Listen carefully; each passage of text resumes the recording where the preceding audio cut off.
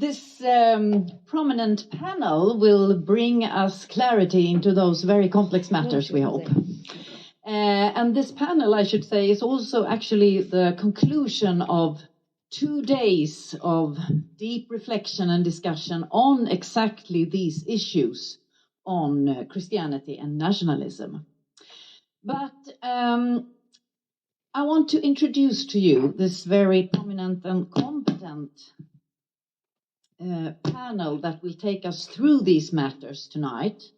Our guide will be very renowned and prominent Swedish author and journalist Göran Rosenberg. Welcome.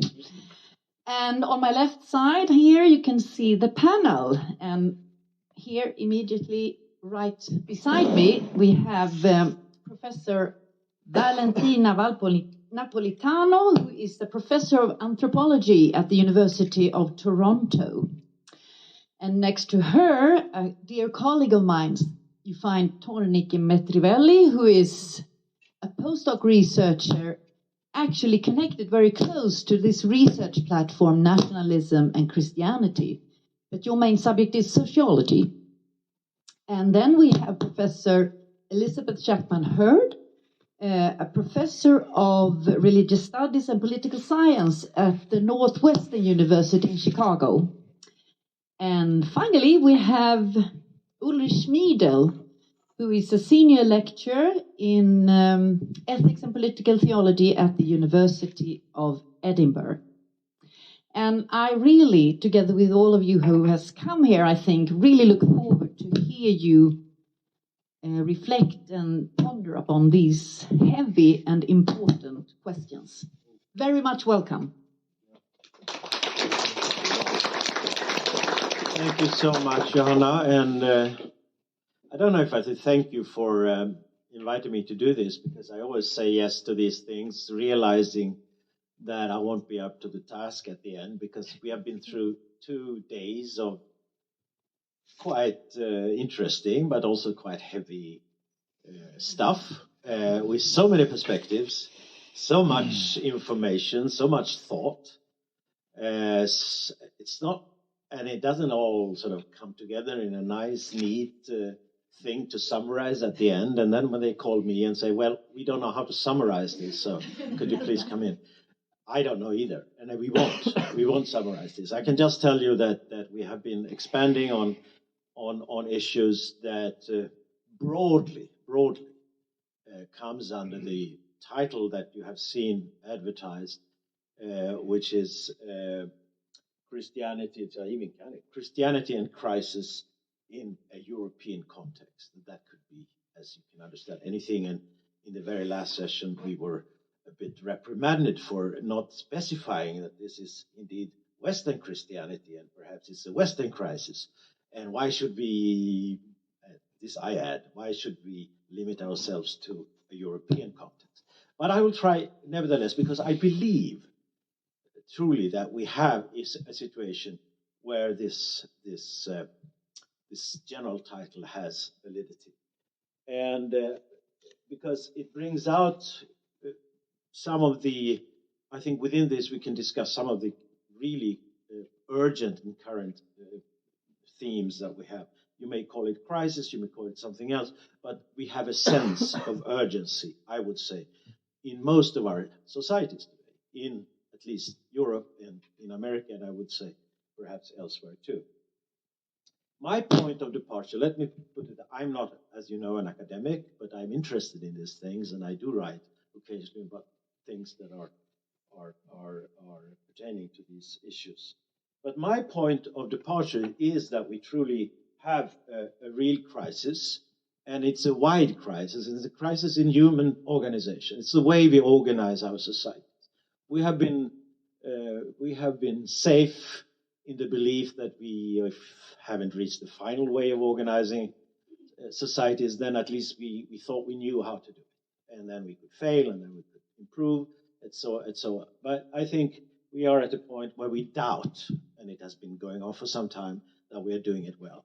And we see now all kinds of symptoms that one would call, I would at least call, crisis. And I would then say that this loss of certainty in our ability to do things well is a breeding ground for all kinds of bad things.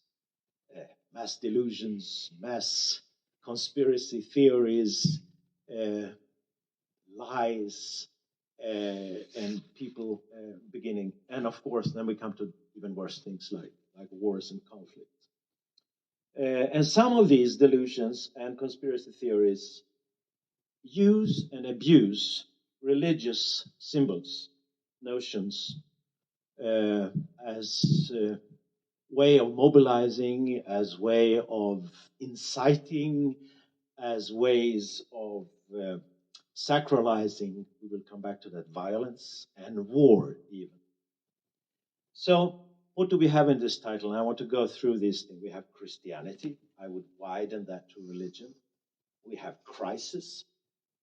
And we have European context, which because we are a broad panel, I will widen to American context as well, because I think they are in a way connected. And when it comes to the first one, Christianity, we have had a very interesting debate. I picked the things I find interesting. But we have had it in some of the presentations, the discussion of the secular and religious.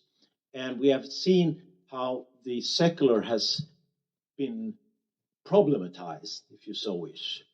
And we have been enriched with notions like secular religion or religious secularism even. And I myself have been quite... I have observed that we are, Sweden in particular, is a country that has called itself a secular society. But we have seen, and we have increasingly seen, how the secular has been pitched against, the religious, as it say, but at the same time, it has unveiled a fervor that sometimes could be called religious as well, a kind of secular, aggressive secularism. So my first question, or my first issue that I want to raise with this distinguished panel is it, and one of the suggestions that was raised during this discussion was, are we coming to a point where secularism is becoming more aware of its inherent potential for, or rather inability to see itself in a religious perspective as part of a landscape of beliefs and faith and religions? And where do we go from here? Because we have come to a point where religious conflicts and religious strifes has been mixed with new forms of secularism, secular nationalisms that have religious connotations. So where we are suddenly in a situation where the secular and religious are somehow in a bad dynamics with each other, reinforcing some bad tendencies. So I would like to start with Elisabeth. I know you have written plenty about the secular and religious. And when I asked you about this when we met, I said, well, this was a long time ago. I'm now at the US-Mexican border doing some other stuff. Yeah, I'm doing other stuff. Yeah.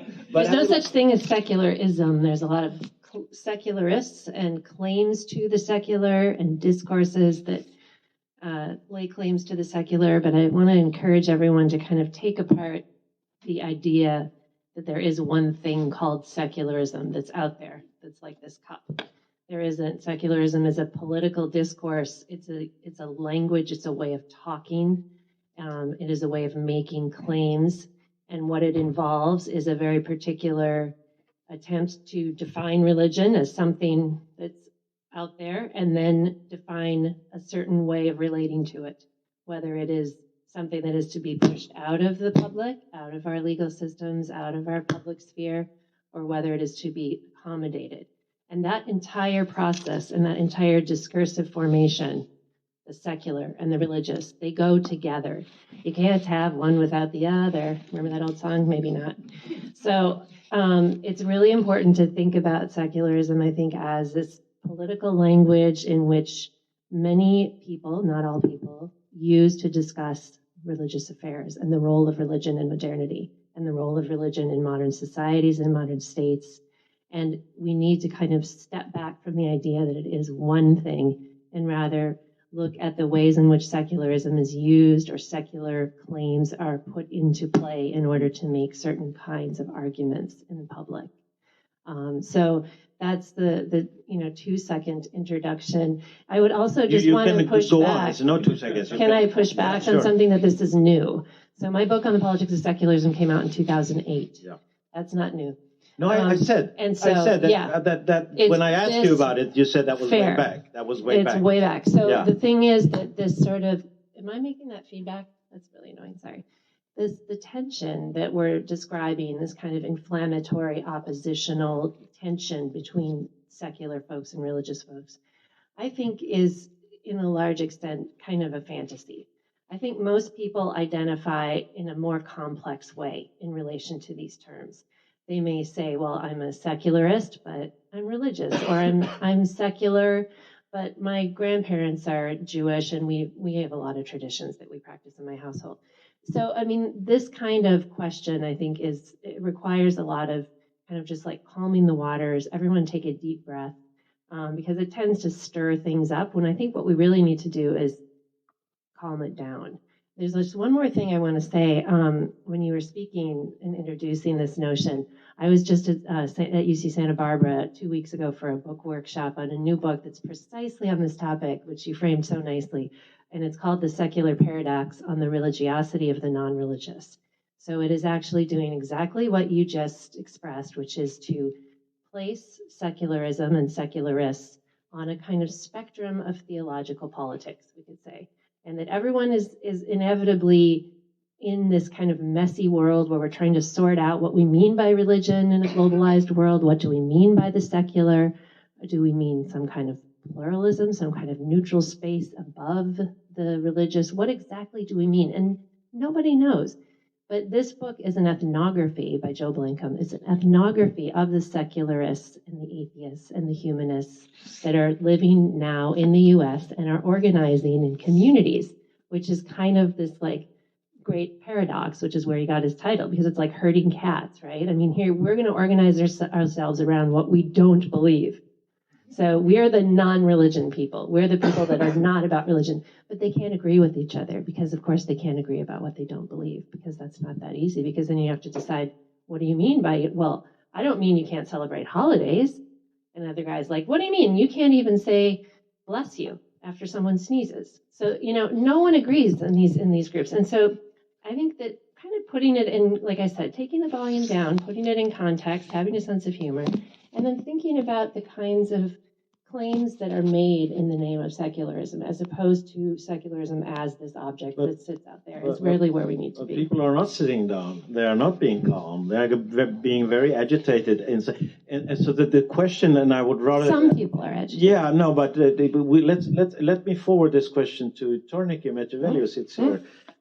We have seen, we're all witnessing how what we, or at least recently perceived as a secular state, once used to be a communist state, so that's secular as it can be, has mobilized and sacralized and used the church to sacralize a very well, now it's not a secular project. Now it's a religious project too. The war, the Russian war, and let's go to the Eastern European context, where the discussion that I think Elisabeth and I, and at least I am having, is a very European phenomenon, that we have thought that we could just push religion onto the private and the rest of the societies is somehow secular.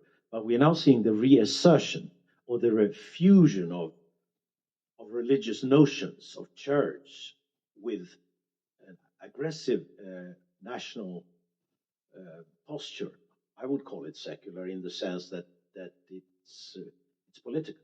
It's purely political. What's your perspective on how religion and the secular have reconnected in the context of the Ukrainian war?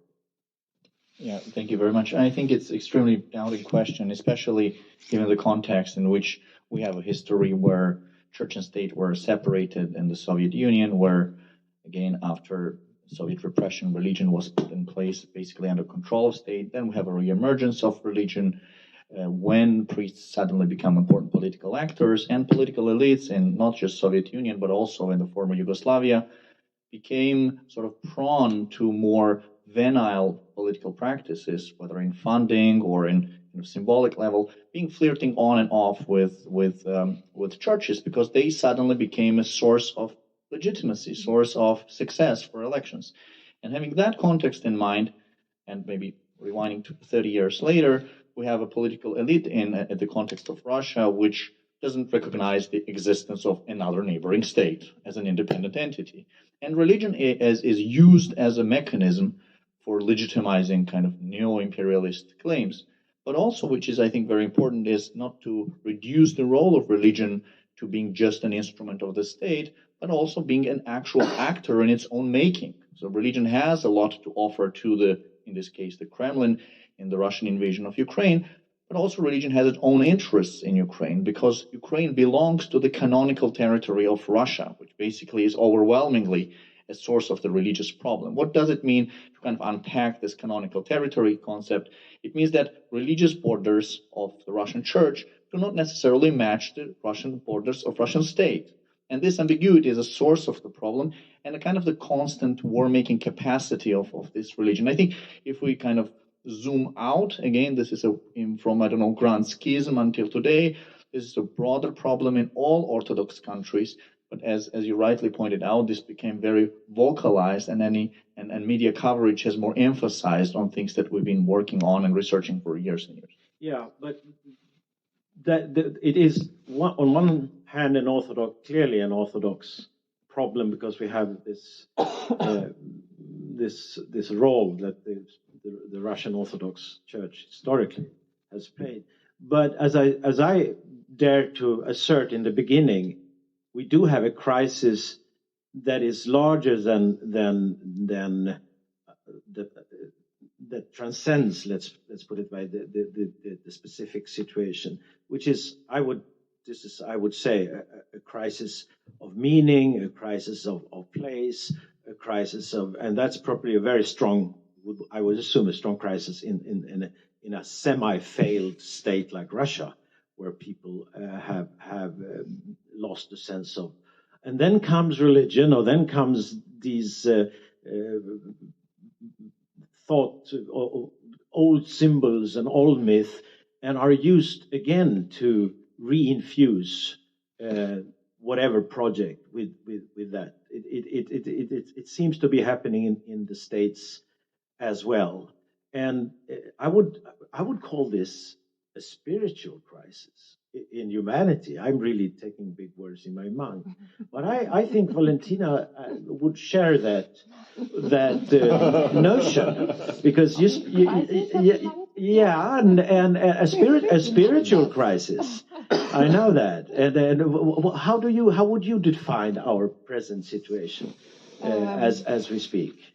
I think that there is a crisis of humanitas, which is a particular concept of the Catholic Church, which has got a long history of related to a particular form of missionism. I mean, do I talk to them? Yes, I talk to them. Yeah. The perspective is important. Which has got a long history of missionization, but also had exactly that idea that the missions were done originally, thinking especially in an Atlantic frame. So we are thinking, the relation to to the Americas.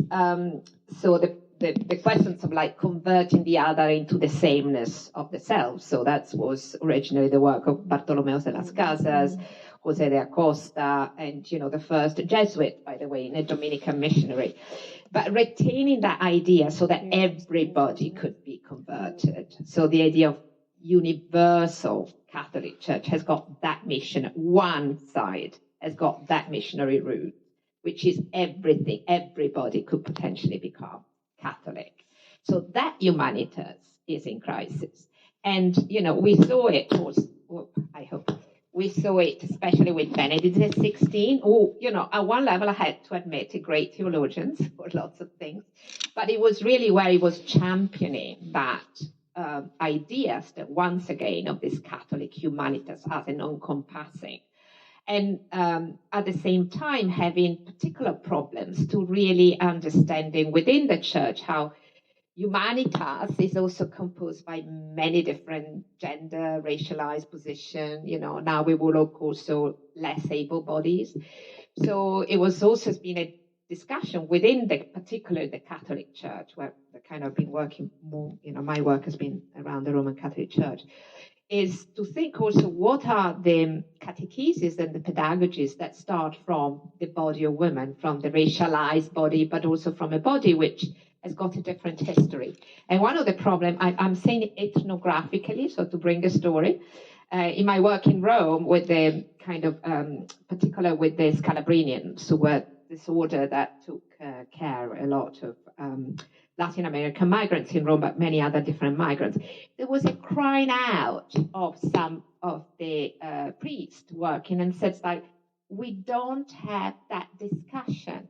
And if you think about, particularly, I don't know what's the situation in Sweden, but a lot of the work of caring is done by transnational labor and is often feminized. What does it mean, feminized? That either it's female, or it is a type of work that is done by male, but there is a form of de-skilling.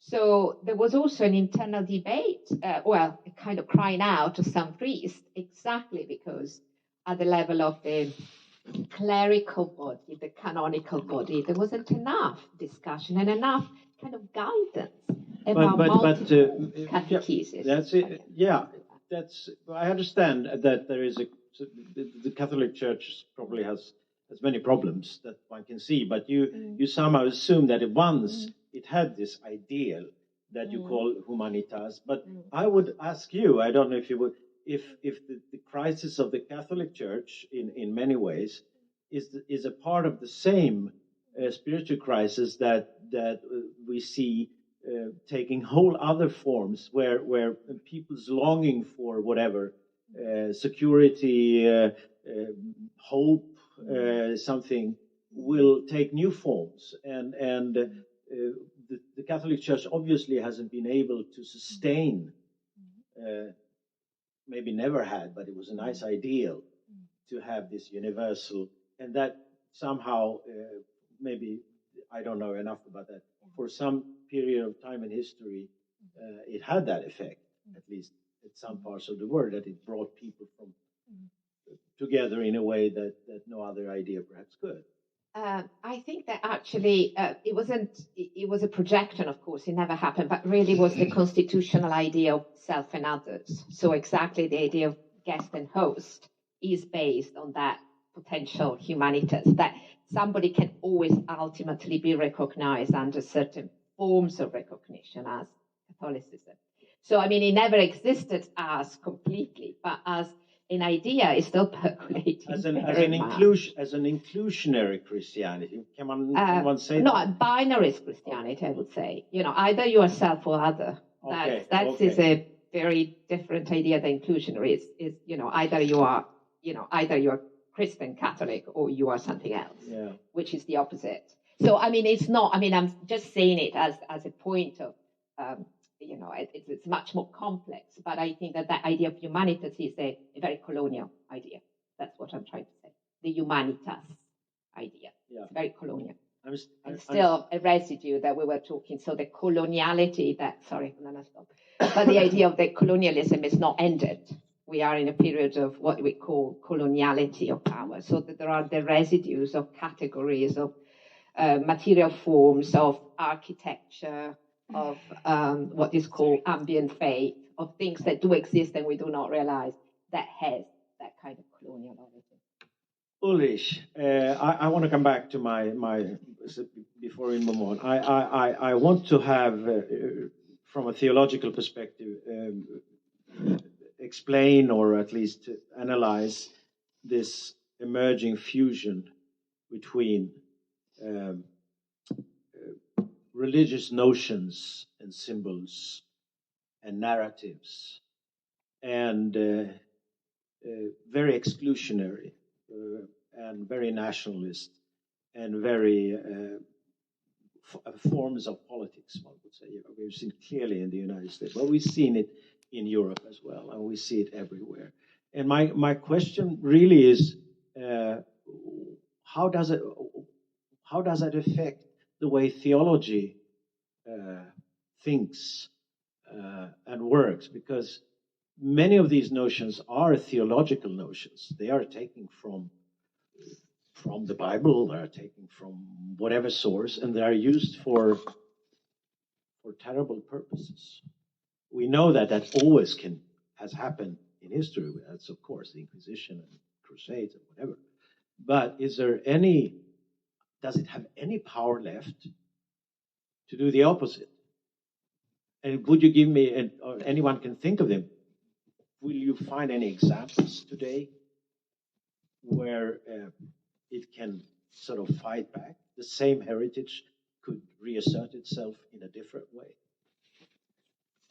Before I answer, let me quickly say for everybody who was looking forward to seeing Jose Casanova. Of course, we should have said that. I'm sorry for the disappointment. Sorry, I didn't say that. As the German accent gives it away, I'm not Jose Casanova. Jose, that we should have said. Jose Casanova is ill in COVID, so he really has had to excuse himself.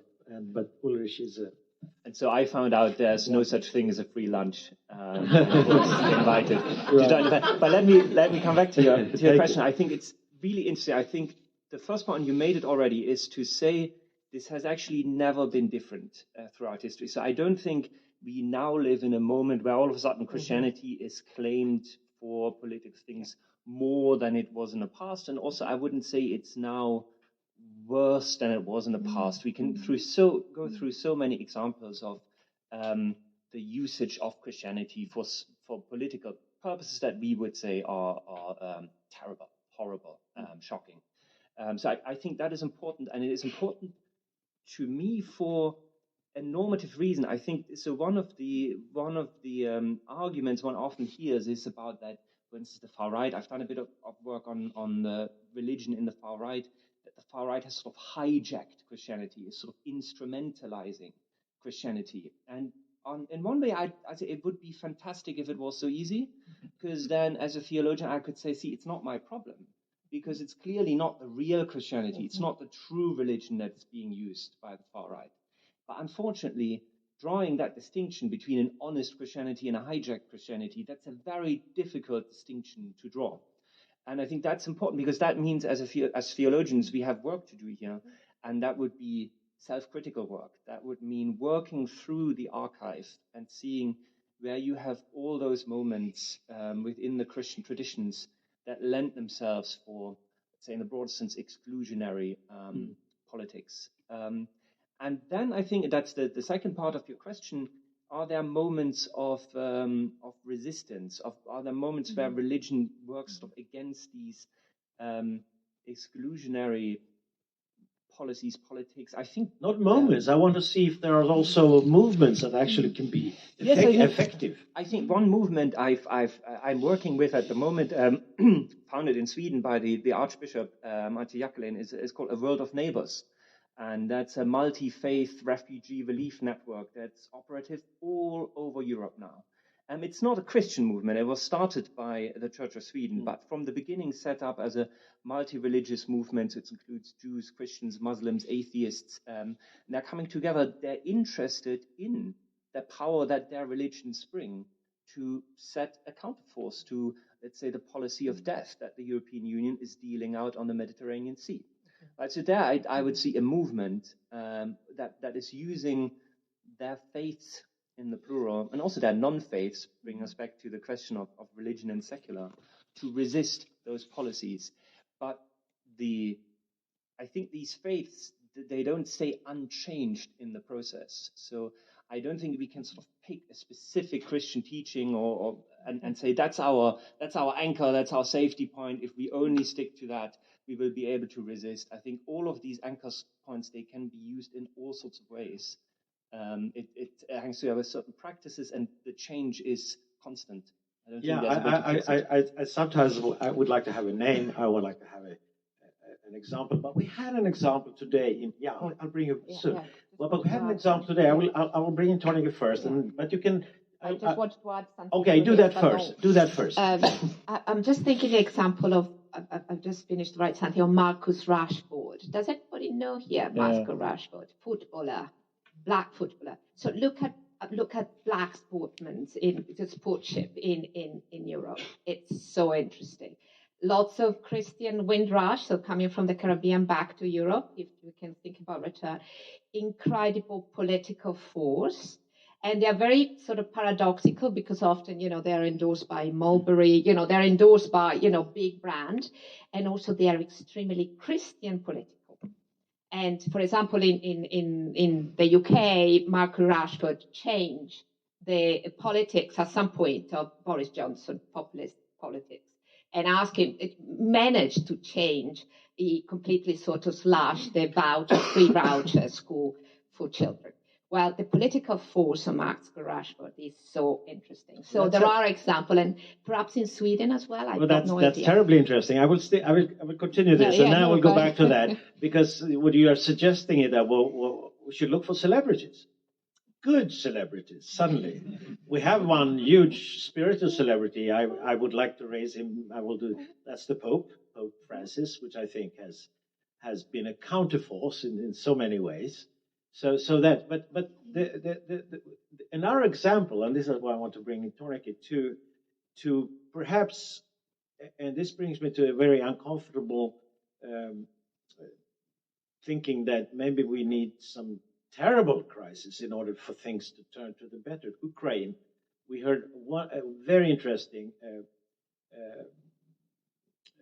paper about the turn of Jose Casanova, I think, who spoke about Ukraine turning into a multi-denominational, pluralistic society where no religion is considered the majority religion. All religions have sort of in place around the ecumenical Ukrainian table: Jews, Catholics, this Orthodox, that Orthodox, and it seems to work. But it seems to have come about, as I assume, by seeing the evil example of what happens. Do you understand? Not the war itself, but even before the war, the threat against the way of life of the Ukrainians, and then they reorganize themselves in a way that is unique. I understand at least according to Jose Casanova, this has never happened. How much do you know? Could you talk a little bit about that? Because I thought it was very inspiring. Yeah, thanks. First of all, I'm really happy as a diehard Man United fan to discover that Marcus Rashford can emerge on a panel where I'm sitting here. On the darker side, of course, of political life, this is a very relevant, of course. Jose's research throughout the last 30 years showed this competitive nature of Ukrainian religious field, and that is empirically proven. So Ukraine, unlike any other Orthodox country in the world, has a competitiveness between several Orthodox churches. So it very much echoes the American religious market in a way. So there is no one dominant church, Orthodox church.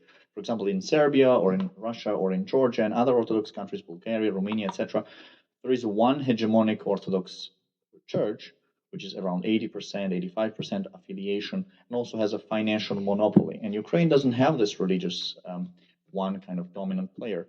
And it's interesting, of course, it's tied not just to the current context, but to pre-communist and even before, when Western Ukraine was under influence of more Western Christianity, while East stayed more under influence of the Russian Christianity. So there is a lot of historical context why such religious field exists.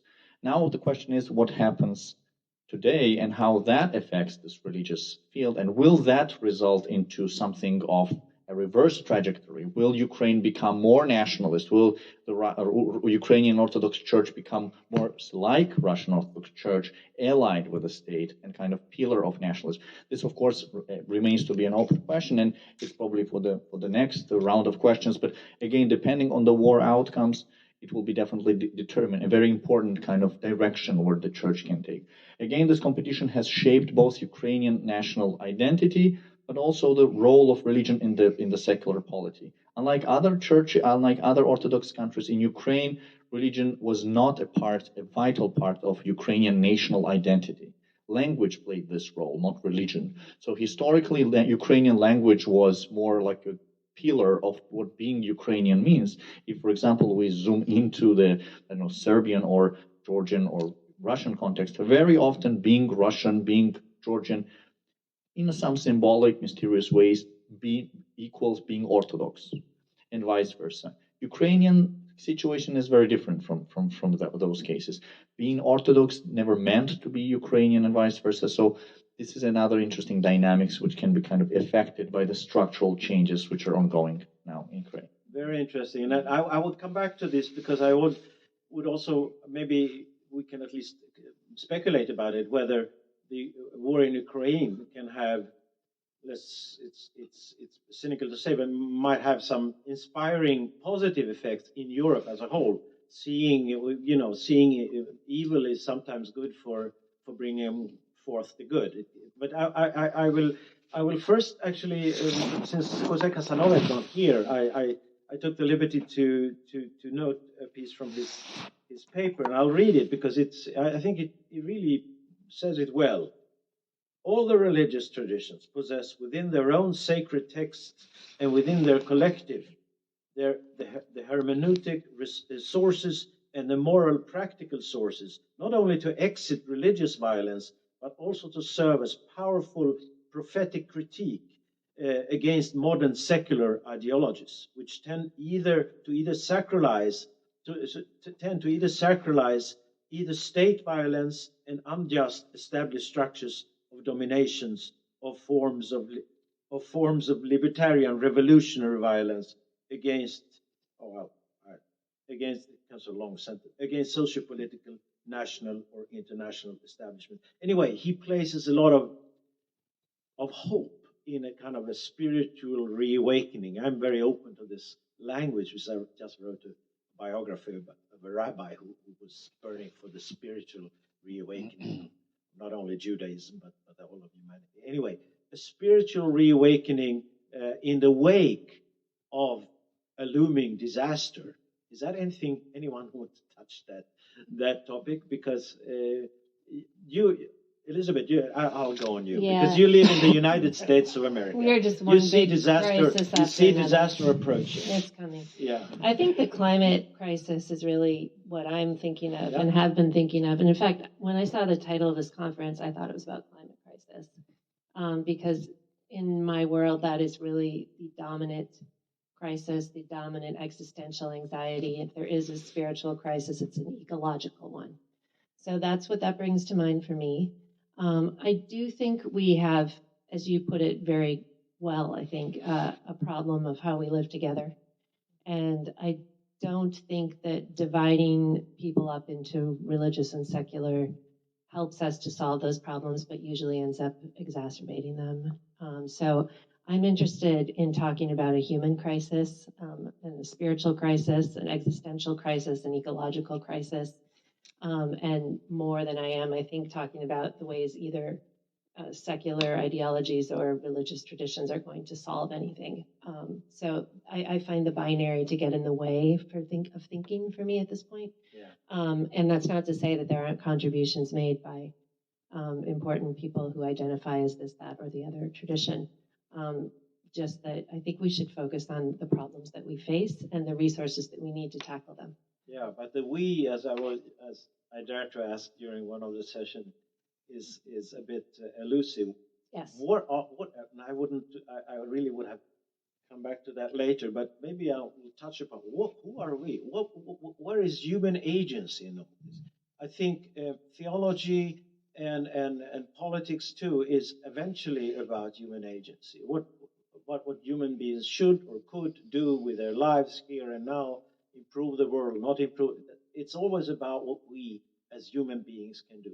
But we always do it in some context. We always have the institutions. We have movements, we have parties, we have churches, we have this, civil society, you name it. What I see, not lacking, but I don't see it. I don't see the agents for changing this trajectory, ominous trajectory that we are on, climate-wise, in politics. I don't see any good political development anywhere. I'm sorry, maybe I don't see it. Oh no, that's too dark. Yeah, it's too dark. So enlighten me, That's please. too dark. So where is it? Where is the good? Go see Stacey Abrams. Go Yeah, but she check hasn't out- won. She hasn't won. She might lose to this. She might lose, but her movement isn't moving. what? Look at the Bernie movement. Do you know They are No, losing. no. It's not all about. It's not always just who won and who lost a particular election. No, Bernie didn't win that election, right? No, he's not going to win another an one. election in the States. Someone else might. That can carry out these things, because you know your country as better than I do. You know the public opinion. You know what's going on there. So Bernie Sanders, sorry, excuse me, he's not going to change this. No, I'm not talking about the individual. I'm talking about the movement. Movement. Okay. The movement that he represented, the sense of empowerment that people who had never felt empowered before felt as a result of that movement, the possibilities in American political discourse, and I'll just give one example. What can you say about U.S. foreign policy toward Israel, and what can you not say? Now, the parameters of those boundaries are policed very closely and carefully.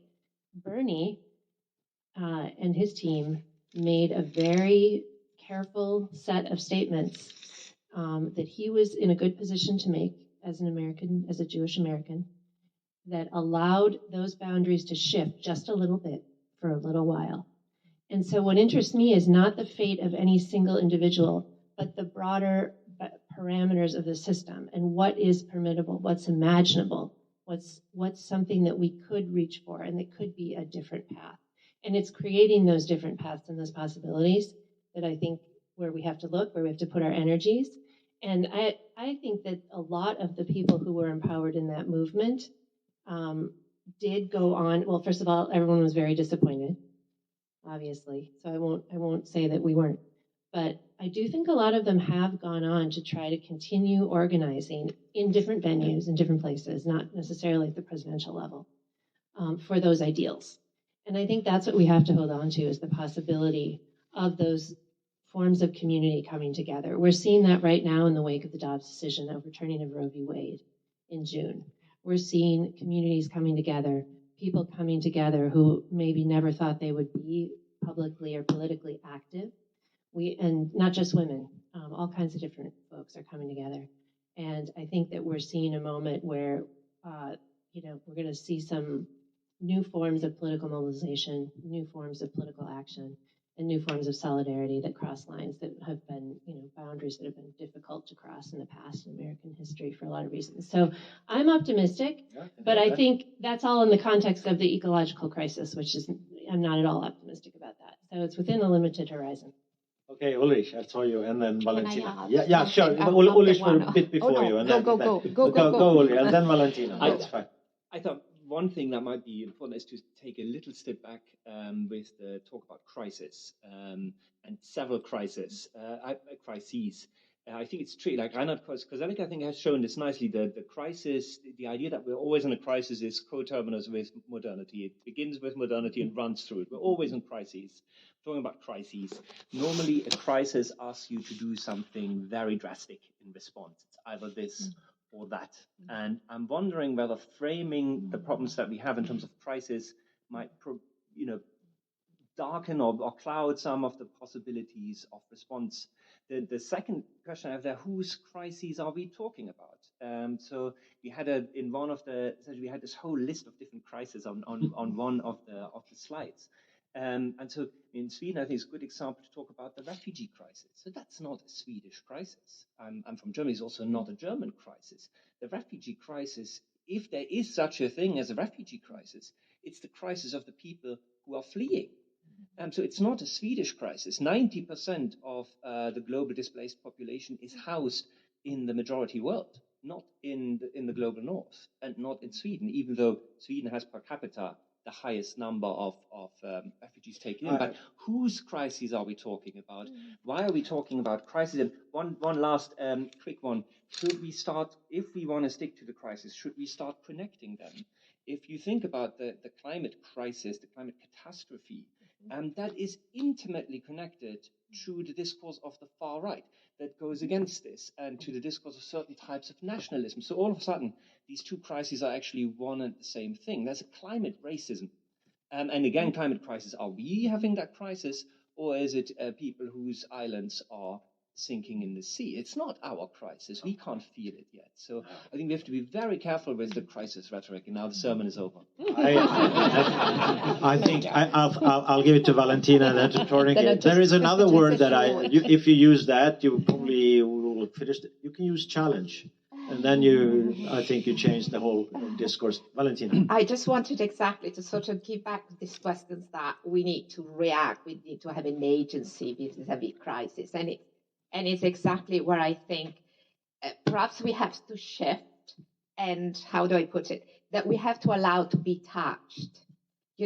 What I was also saying, the questions of, realizing that we have a vulnerability in common, but also to begin to think, I think that what Elisabeth was talking about, it's also mobilization, means like the force that really allows us to be touched by a condition that both we share and is of others.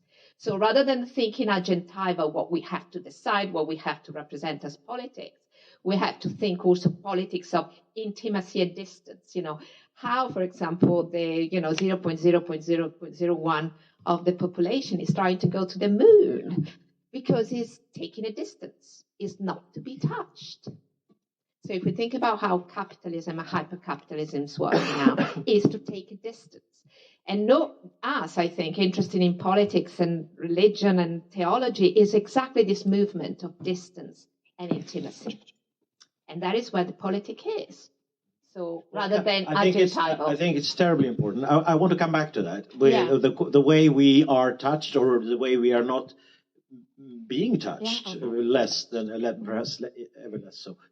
Yeah, I had a quick counter question to Ulrich. I think he's making a very interesting yet provocative point about whose crisis is that. I mean, 15,000 Syrians per day to Germany. How is not a German crisis? It is a German crisis, isn't it? I mean, it creates the sense of here and now, the questions of secular identities, the questions of who unveils its identity and who is unveiled. I mean, there are fundamentally structural issues which are affecting deeply and profoundly economy, European economy, and social behavior, social moments, and even the right-wing mobilization, as you can see from Alternative für Deutschland or SVP in Switzerland, and etc. How is that not our crisis when we're talking to it, when we're so connected and so interrelated to social processes? This is a daunting question, isn't it? Have a debate here. I think it's a really important point, but I'd like, again, to take a step back. If we're talking about the refugee crisis there, I'd say that's not Germany is such a big economy that the country is functioning very well. The number of refugees taken in, they do not constitute a crisis. That is already part of the discourse of the far right. And I think this is dangerous to accept this, to say these refugees have caused a crisis to Germany. I don't think that is true. I think that is important. However, and there I'm fully with you, of course, the situation means Germany needs to adapt, or Sweden needs to adapt. Sweden actually has a larger burden per capita of refugees. But then we're talking, say, about a crisis of care, a crisis of sympathy, a crisis of empathy. Like, I think that's the problem, is that we've stopped caring, but we phrase it in terms of these refugees somehow creating a crisis. I don't see it. was quite interesting. The German government in, I think, 2016, it sort of almost split over the intake of refugees. And it was the then Minister of Internal Affairs who said, what we need to create is a working group. And you don't know what to do as a politician, you always create a working group. And that working group was supposed to find out what are the limits for Germany of integration. How many refugees could we take in, and when are the limits reached? That working group never found an answer. That this disappeared. And I think that is interesting, because if you compare it with the number of refugees in Turkey and in Jordan and so on, like, how could you possibly set a limit on this as one of the richest nations in the world? So I think we have to be really careful in the sort of differentiation of cause and effect, and in the framing of these issues. And that's why I'm so keen on saying this is not a refugee crisis. I'd say it's a crisis of empathy. It's a crisis of not wanting to be a fellow human being. It's a crisis of neighborliness, if you want to use a Christian or a religious term. It's a crisis of we have a lack of love of neighbor. It's a crisis. Wait, Tornike, take your microphone. I just wanted to second that in the U.S., it's this and much, much worse. Because if you look at the numbers per capita, we take in many, many, many fewer refugees and asylum seekers than does. I mean, we've been closing our borders, which is what my talk is about today. So yes, this is framed as a border crisis in the U.S. by the right in order to inflame the base and to create the kinds of political mobilizations that we saw on January 6th.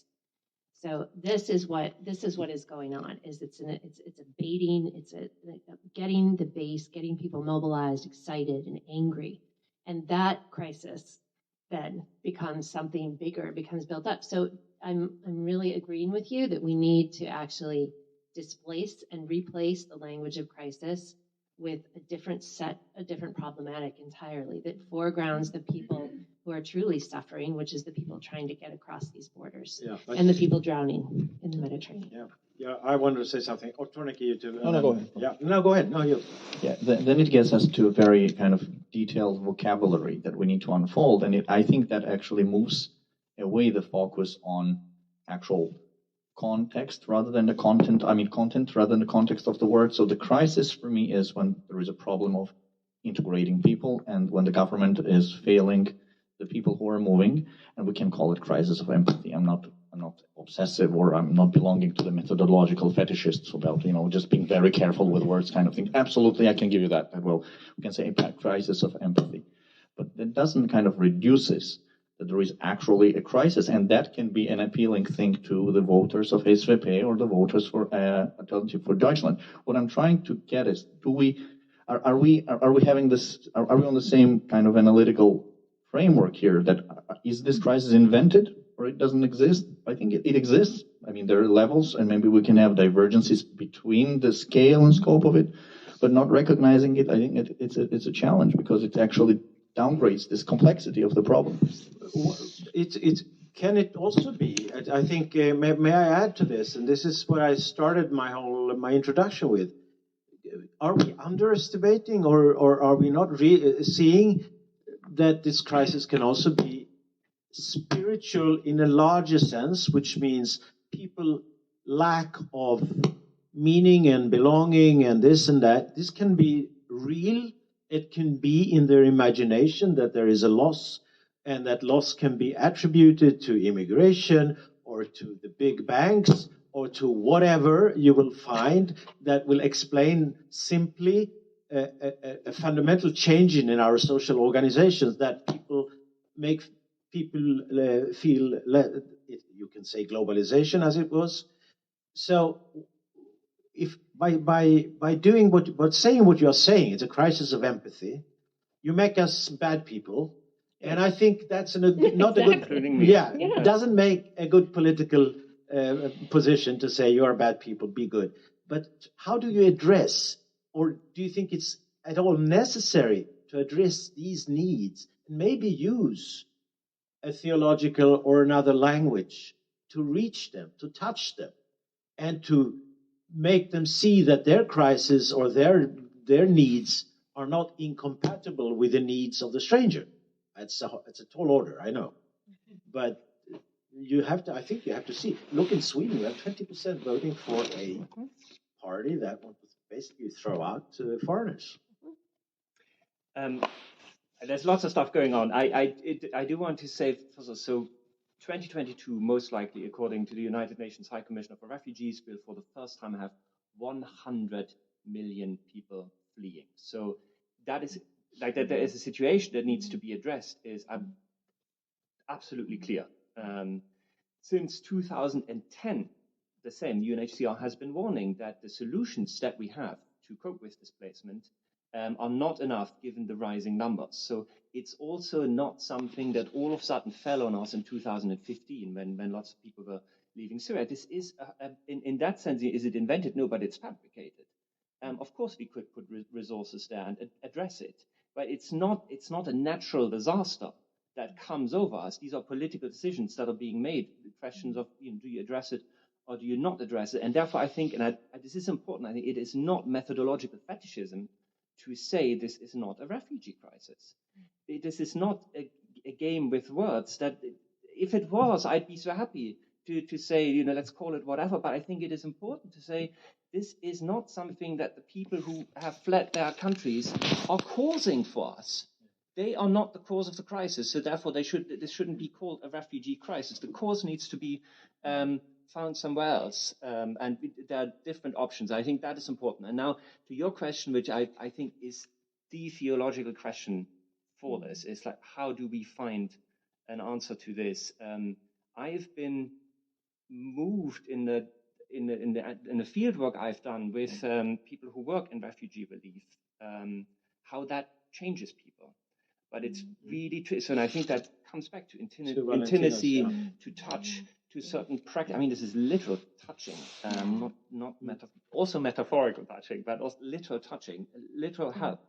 And I often have this with students who feel sort of fed up, feel like we can't change anything. It's these systems and so on. Feel like, I mean, statistically, you can actually show this. If you get engaged, everything seems less daunting on you. And I think that brings us to these kind of practices of where you actually start engaging, start helping, and that's where it happens. But that's not something you can create with a sermon. That's not something you can tell people. This is an experience people need to make. And that's the trick. I think that's why it's so difficult, because how do you draw them in? In a way, you always already need to know that that's where the change could happen. Right. In philosophy, this has, of course, been an issue. Where is the source of morality or compassion? Levinas, as you probably all know as much as I do, as little as I do, but it was about the face of the other, creating evoking your responsibility for your responsibility, as it were. So, and this is, of course, easy to say, especially in an academic, nice environment like this, and it's hard to achieve. And I want to get there, because there is one elephant in this nice discussion that we haven't mentioned, neither in the room there or here, and it's another ecological disaster. Not the climate, but it's the media, an disaster of communication. Of the media ecology, let's put it that, how we communicate with each other. To put it mildly, we have been through a revolution that we haven't seen the end of yet. How we communicate. It's a rare exception that we sit here, live bodies and talk to each other, and maybe are able to touch each other. Who knows? And in many ways, most communications is, as you know, is not. What role does that play? Is there any way? I can tell you, in our home, we call this invention, if you so wish, intrusion into human communication. We call it Antichrist, because it's theological discourse we're having. Because it's eroding the fundaments of being human, that is communicating with other human beings. So how do we do? What do we do? How do we communicate these very good and beautiful thoughts about how we should counter evil and violence? And because, as you mentioned, Ulrich, these people are mobilized by these fears and emotions against and conspiracies. So this is, I would like us to, I have one more topic, but let's finish this topic or talk about, and then I will at the very end open up, if you don't mind, if there are some people who have better questions than mine, or even not better questions, but anyway, better answers. Better answers. Yeah, so what do we do? How do we regain our ability to gain trust or between other people and communicate? I know. Should I just maybe? It's hard. Good luck. Good luck. I mean, I don't want. I just want to play the devil's advocate. Okay, Maybe go ahead. some of you have like late adolescent and that kind of battleground with like controlling social media and then I also realize there is something that I do not get. So there is also a potency. There is an immediacy, of course. There is a disruption. But there is some sort of I don't know how to put it. There is a flowing to that sometimes, like being of different generations. I'm just wanting to put it out there that there is also an intergenerational and often, sort of multiracial, and that perhaps I know is destroying. I know it's the Antichrist, the Kairos as well, but it's disrupting that. But I also want to play the devil advocate. There is something there too that perhaps not all of us are able to be in tune with. And so maybe less demonizing and more how we can work through it. I'm sorry, it's just blabbering off here. No. But you can't leave it at that. Yeah. So what's the next? Yeah. Okay, whenever you can think about it. Who else? I could say something, but I better leave it there. You can come back. How about you? Well, I'm hopeless, so I don't think that I'll be giving optimistic scenarios. And having looked at Russian propaganda for the past 15 years, so that all of you don't have to, I learned that there is an interesting pattern of relativizing facts and believable lies. So basically, it's a believable lie becomes a fact, and then there is some element of lie in a portrayal of event, but it's a believable lie. So what modern Russian state, actually a Russian state before Putin needed loyalty, modern Russian state needs apathy. And so it's both apathy and loyalty in a way. And I think that's an interesting and probably pessimistic also about how modern media is used for being manipulating this and somehow creating this world that doesn't really exist, creating threats that are not there and kind of having this imaginary friends and enemies which might not be there, and this pure instrumentalization of this reality, whether through artificial intelligence, as we have seen in the troll factories in Russia or elsewhere, or through other kind of mediums. So I think I don't necessarily see that there is a way out of this at the moment, but maybe spirituality, the thing that you were talking about, is some kind of medium. I don't know, but realistically, that's where we're at the moment. So we are in big trouble simply because if we cannot communicate properly, somehow adjust to our experience of reality, to our vision of reality. Someone had very good terms for this. I forgot them. One of between what we perceive and what is, and now we can perceive anything as real. Any fantasy can look absolutely perfectly real. So this distinction, which means that people can get completely crazy. Political leaders can go completely crazy, do the most crazy things, as we just experienced in the United Kingdom, and because they live in a world which is not moderated by human experience, real experience. So this is the challenge I see, and you as academics are spoiled by having people who listen to you, debate you, maybe take some, maybe are impacted by what you write. I don't know. What do you say? You look. I'm very wary to speak out on things like this because I feel like there's kind of a cult of expertise, and that we're supposedly somehow going to have the answer. And I usually say, let's turn it around and let's talk to the younger people in the room. Let's talk to the students. Let's talk to the people who are using the social media and who are really good at it. And let's see what they think about the proliferation of fake news and the kinds of demagoguery and hate and racialized hate that's going on, and how they might suggest that this gets countered effectively for a newer generation coming up. So rather than propose to speak, I guess I would just propose to listen. That's a cheap escape, I would say, but that's okay. I accept it.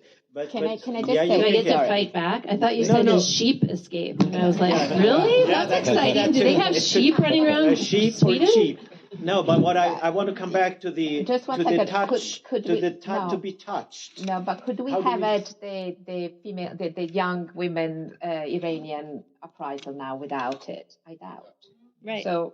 Yep, that's right. So listen to them. Yeah. Listen to them. Okay. I won't argue. We are debating. The problem is that I'm not sure that these regimes that are based on these fake news factories and violence are easy to beat.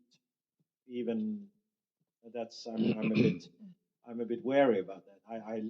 I'm very happy, of course, that people are trying to bring that shit down, the Iranian government. But you see what's happening.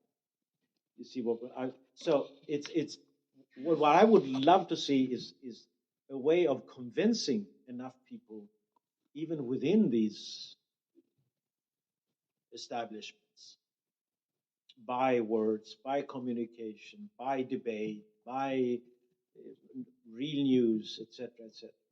But maybe that will change. I don't know. We need to change the establishments. Who's in the establishments and who gets to speak? And this goes back to your talk earlier. How do we do? I don't know. We do some of the work we're doing here, and we continue to confront the crises that we face, which includes rampant greed and global capitalism, climate crisis, and white supremacy and patriarchy.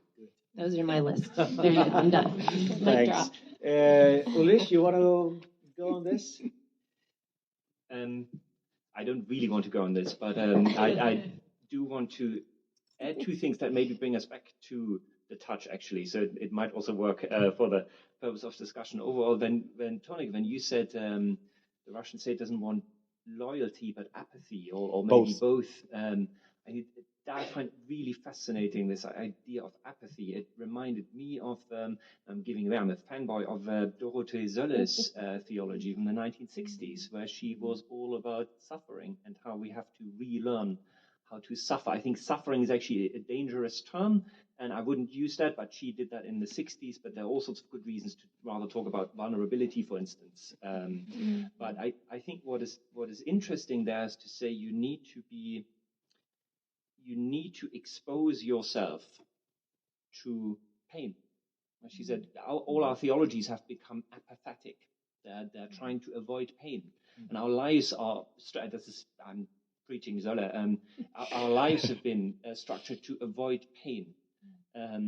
But the change happens when you actually accept that there's some pain involved. Not in terms of redemptive suffering, but in terms of exposing yourself to what is going on. And I think that is one thing that social media can hinder you from doing, because it keeps you on your sofa or wherever. But it's also something where social media can get you to the action in Iran, for instance. So, but I think the vulnerability, opening oneself up to some. I mean, it goes all the way back to Levinas, and then all of these thoughts. But I think it's not something purely cognitive. It is something that is visceral experience. You need to be in the spot, and you need to put yourself in the spot. Otherwise, nothing's going to happen. That's very good, very interesting. But the visceral, I have a visceral suspicion of the visceral, especially when thousands of people become obsessed with something. This was for the good. We know that can happen for the bad as well. So let's pray and hope for this crisis that we are in to be an opportunity for change, and I think it can also, crisis in Chinese is that opportunity or possibility. I've heard that. Anyway, it could be. I will now take the liberty to open the floor because we have plenty of time actually. Someone, you can also say something, but to try to address perhaps the panel or the table.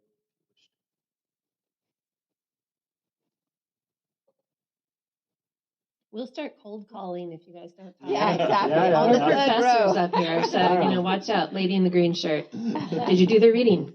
Oh, there, we have someone. Okay, so say your names. That's always funny too. Okay, my name is Adam. Yeah. And I'm a student here at the university. Go ahead, Adam. Speaking from the younger generation, an ex-social media user, I can just state that the amount of apathy that is shown by people around me is directly correlated to the amount of social media they use. So just state that as a fact from my own experience. But it's very interesting opposition that you have here, that social media can be used for something for good and also something for something bad. And we have seen Twitter and Facebook trying to manage this with hate speech policies and banning certain people and regulating certain forms of speech, but also their algorithms are tuned to more outrageous content to generate more likes or reactions and stuff like this, inflammatory content. So I'm just wondering if you have any ideas how you should regulate this to get the most good out of these hyper-effective communicative devices that are going to be more effective and more possibilities for exiting reality with AR and VR, more hyper advanced possibilities of getting detached from reality and not using it as a tool, but just staring into the tool like staring at a screwdriver instead of fixing your car. How should this be regulated? How can you? Is there some sort of moral framework that needs to be worked out, or how should this be regulated? Well, Elon Musk is about to show us, right? So I have to defer to him in his great wisdom.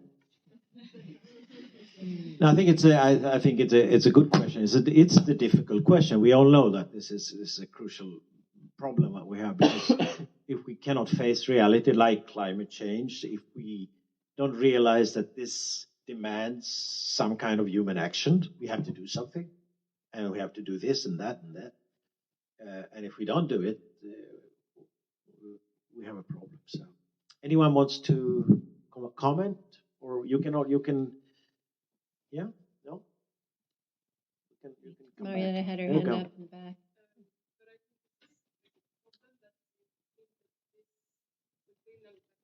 Little bit louder, please.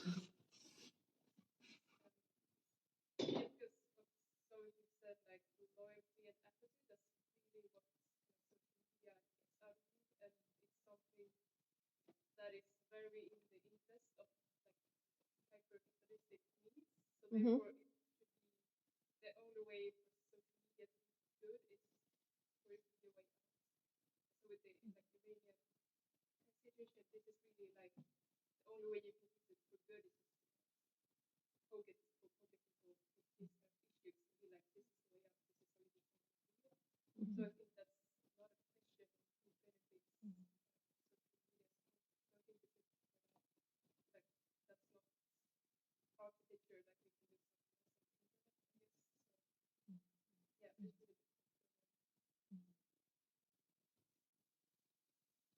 Ulrich said people aren't going to be changed by sermons. There's somebody who teaches preaching. Go for it. Preaching involves people mostly being in the same room together.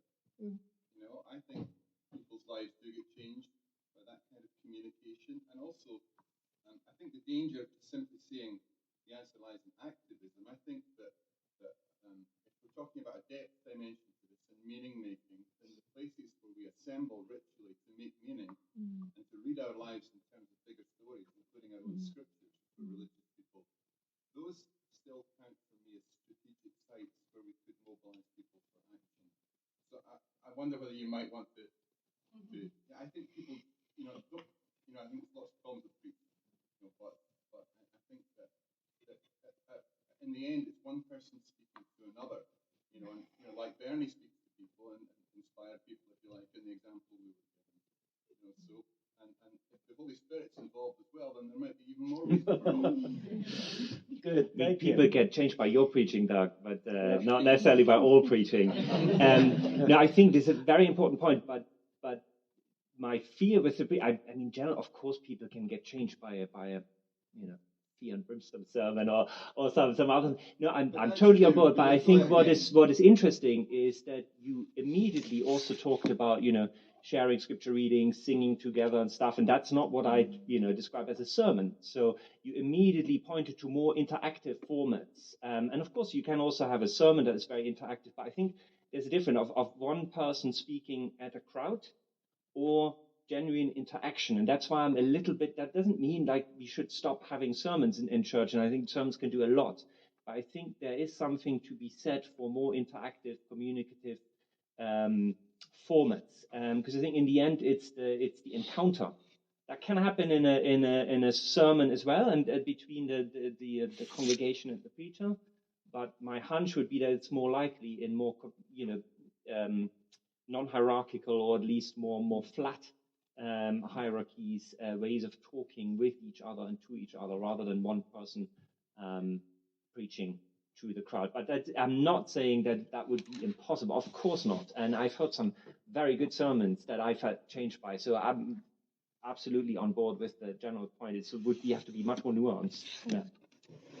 I mean, here I'm just sort of borrowing from a colleague of mine who sort of does a lot of work on pilgrimages, and I knew that, but also sociologically, people walking the land, especially in Europe, is something, and you could call it pilgrimage, you could call it rambling, you can call like long distance walking, but there is something about the connection of a group to the land while you move that is really something quite interesting. And it seems also sort of relatively young people. So also, what do we envisage and, promote? Well, promote is not that word. What we allow to be together of things that, used to be also an archive of the past, and now they are invented through cultural patrimony, which has got other issues. And but there are certain things about movement, and I think the movement together, the moving together, has got something about the religious as a force in movement, the politics as a force in movement. So how do we make movements in different orientation? And around Europe, well, the orientation somehow is important. We can have movements that I wouldn't like to see. Oh yeah. Yoga class starts at 6:15 for those of you who want to move. Yoga class, movement together. I'm serious. If we're going to talk about all forms of movement, I'd like to move beyond and outside only the Christian sermon, as valuable as I think it is, and really think about other ways of moving together and of being embodied in community. And I think yoga, very seriously, is one of those ways. Well, thank you. My name is Pirja. Talking about sermons and singing together and being moved, I just want to mention, just a detail, but it has moved me. There is an Instagram called Ukraine Now, in Swedish, Ukraina Nu, and it is edited by a famous Swedish history professor, Peter Englund. Yeah. So, and what he collects and gets sent into him is a small video publications from telephones taken at the front. And there is one which is, I found, very moving, talking here about sermons and singing together. It's a battalion of Ukrainian soldiers somewhere in a forest, sun shining.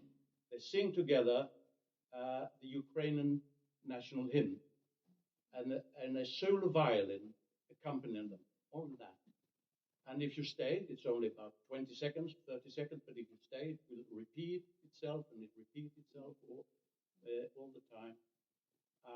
And so the comment. But you have to be on Instagram to see that. Yeah, you have. Okay. No, yeah, but yes. Okay. Yes. No. It's not critical. No, just wanted to know how I'll find it. Yeah. Yeah, you have to be on Instagram. Okay. But this also connects to the platform, the social platforms, what they can be used for. And it's such an existential, strong feeling here too, because what the comment says is that this battalion, these men, now singing together, in a few minutes, in a few hours' time or a few days' time, many of them will be dead, because they sing this just before they go in action. So, just Just an example here of kind of sermon. Yeah, it's. I think we are. You know, they also probably they all have seen the series Games of Thrones. Have you seen that? No, Have you been a bit glued to that series? No, I have. And the overarching theme, as you all know, I've seen it, is winter is coming. And I have a sense that winter is coming in a more than one sense. One can look upon that as with horror and terror, which I think is proper. But maybe we need to have an existential meeting with our existential being, which we have been a bit sheltered from that. I would like it to be a light meeting, not too much, but enough to awaken our sense of being, our sense of responsibility to this planet that we somehow still have.